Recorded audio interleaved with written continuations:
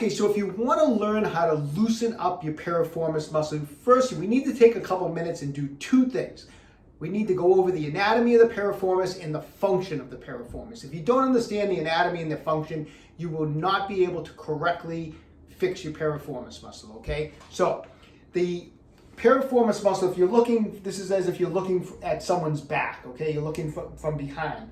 You have your sacrum here. The piriformis muscle is actually coming off the front surface of the sacrum, kind of comes across diagonally and attaches to the top of the femur in an area known as the greater trochanter, okay?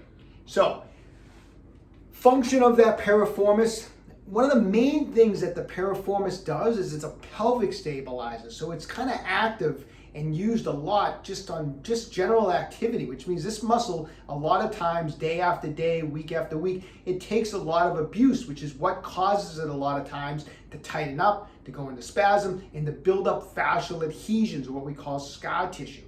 Now, from when you're standing up and your hip is out straight, if I'm just standing up like this, the piriformis muscle is actually what we call an external rotator of the hip. It turns the hip out. When the hip is flexed, the piriformis reverses function and becomes an internal rotator of the hip, okay? That's important to keep in mind as we get into the soft tissue therapy. Now, why does this piriformis muscle, when it tightens up, cause us so much problems?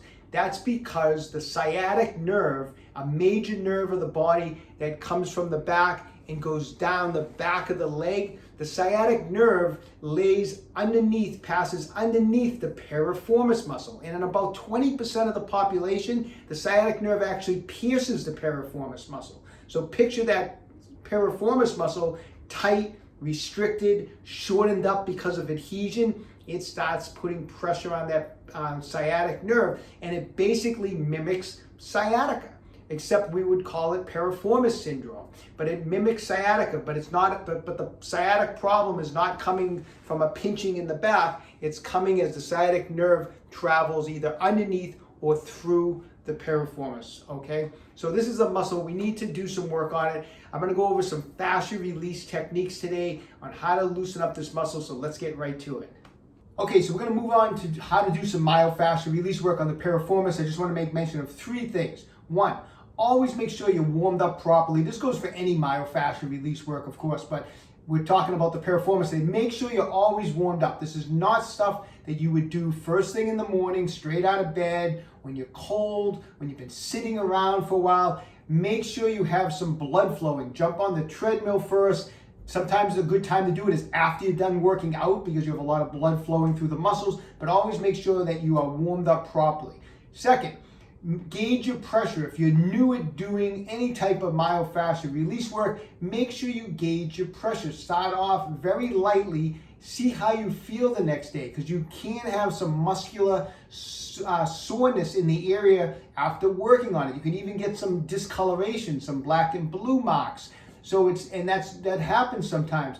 So gauge your pressure. Start off very lightly. See how you feel the next day. Then maybe go try to go a little deeper the next day and slowly build up to it, okay? And then the third thing is, how are we gonna do the myofascial release work?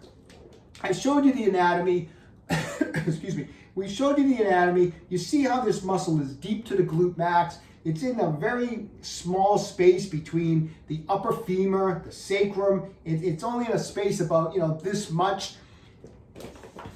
Are you going to get in on that muscle with this?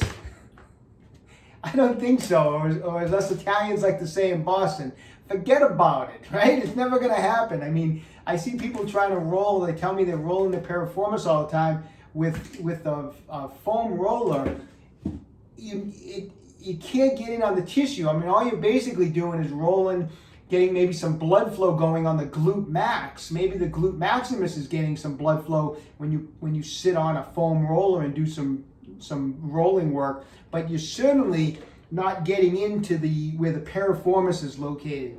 Sorry to disappoint you, but it's not going to happen. We're going to need to use a massage ball, preferably a spiky massage ball. This is a massage ball max from OcraMed Health.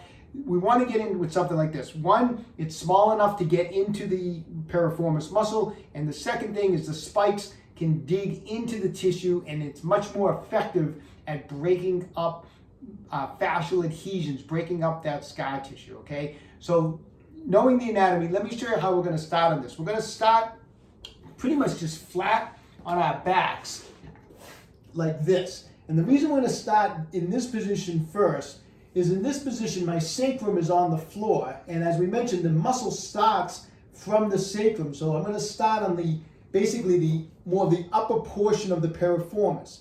So lie on the ground, have your knees bent up, put your hand back here, feel your tailbone, and when you get to the point where you feel that tailbone, the sacrum I'm referring to, it's just kind of come off to the side of it. Now, if you're dealing with a tight piriformis or piriformis syndrome, you're gonna know where it is anyways, because as soon as you come off that sacrum, chances are you're gonna feel that tight, knotted, sore spot. Okay, so it's not going to be as hard to find as you think, especially if you're dealing with this issue, because of the fact that it's going to be tender. So feel your sacrum, come off to the side, you feel some soft tissue in there, it's tender, it's stiff, it's sore, you're on your piriformis. That's where we're going to kind of get that ball. You're going to roll onto it. Now, like I said, gauge your pressure. You can put all your body weight on it, and you can put, don't fully roll on it, just put partial body weight. But get that ball kind of off to the side of the sacrum. And from this position, we're going to, as we mentioned, the hip is bent now. I'm at 90 degrees, which means that the piriformis is an internal rotator. So by crossing my ankle over the other knee, I'm externally rotating my hip, which is going to kind of stretch the tissue a little bit. So I'm going to have the tissue of the piriformis kind of stretched out, and I have my weight on the ball, on the piriformis, and this is a good position to just kind of move around on that piriformis, kind of side to side, up and down, make little circles in both directions, and spend about 60 to 90 seconds in this one spot, kind of digging at that piriformis area, okay? When you've done about 60 to 90 seconds, come up, give it a second, wait a minute or so. Just, even if you want, stand up, move around a little bit. Feels a little bit looser, but not quite, or it feels a little bit like you got some good blood flow, but you feel like it's not quite there. Then again, repeat it a second time. Get it into that spot, off to the side of the sacrum. Another 60 to 90 seconds of just kind of mashing up that piriformis, getting in there, digging out those spiky aspects of that massage ball, all different directions, get some blood flowing in there. Tight muscles have poor blood flow, so we want to generate blood flow, okay? All right. Now we're going to move down a little bit on the piriformis. So we were on our backs. Now we're going to do it from a seated position. So from a seated position, we're going to get more into of the belly of the muscle, okay? So this time, we're basically going to repeat it, but we're going to do it more from a seated position. So once again, feel the sacrum.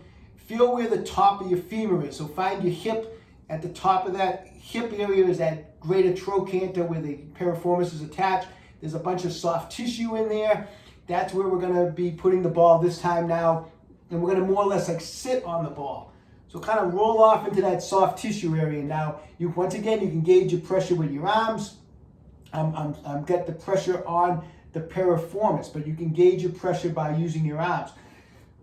Make sure if you're on the soft tissue, you will know, because it's very, very uncomfortable to be on a bone. If you're on your hip, it's going to hurt. If you're on your sacrum, it's going to hurt. If you're on anything bony, it is going to hurt. So you want to make sure you're on something, the area where it's soft. And once again, if you're having some piriformis issues, you will know when you're on it, because you're going to feel that stiffness, that soreness. So I'm in this position. I'm sitting on the ball. Again, I'm going to cross my ankle over the other knee, and now I'm going to do some rolling in different directions from this position. I'm sitting on it now. I'm going to go side to side, up and down, make some circles, and spend again 60 to 90 seconds on that area. Get up, move around. How's it feeling? Does it feel great now that you're all set? Not quite there. Again, find it again. Sit on that ball, cross the ankle over the other knee. Again, 60 to 90 seconds. Doing some soft tissue release in there, just like that. Get up, move around. That's all I want you to do for that particular session, all right? I don't want you to do anything more than that. We're not going to solve all the world's problems in one session. See how you feel the next day. The area might be a little tender, that's okay. Sometimes it aggravates it a little bit, but that's okay. That's part of sometimes soft tissue work. Skip a day, the following day, repeat the process. You may need to do this depending on how restricted your piriformis is. You may need to do this over the next 2 weeks, 4 weeks, 6 weeks. It can vary person to person, injury to injury, okay? If while you're doing it, you're feeling pain shooting down the leg, then definitely ease off. That means that that piriformis is really aggravating that sciatic nerve, and you want to kind of really be careful how much pressure you're applying, all right? So anyways, those are the techniques. Make sure you're using a ball and not a huge foam roller that you cannot use at all, that is very ineffective, and best of luck. All right, I hope you found that information helpful. Get working on those piriformis problems, all right? You notice that we're targeting the piriformis with myofascial release work. When your piriformis is really tight, the soft tissue work is much, much more effective than trying to stretch out a tight, restricted piriformis muscle. Actually trying to stretch it at the beginning of treatment, those first couple of weeks, actually will most likely aggravate the problem. So stick with the soft tissue work. Best of luck to everybody. Stay young, train hard. Hey, if you haven't done so already, visit my website, www.OcraMedHealth.com. We have a full line of fascial release products. That Massage Ball Max is in stock, ready to ship out. We have other fascial release products. Check them out when you have a chance. If you haven't done so, subscribe to my channel, OcraMed Health. Questions about exercises or injuries, just leave me a comment in the comment section down below. I do the best I can to get back to everybody. And don't forget, OcraMed Health is here to keep you fit forever.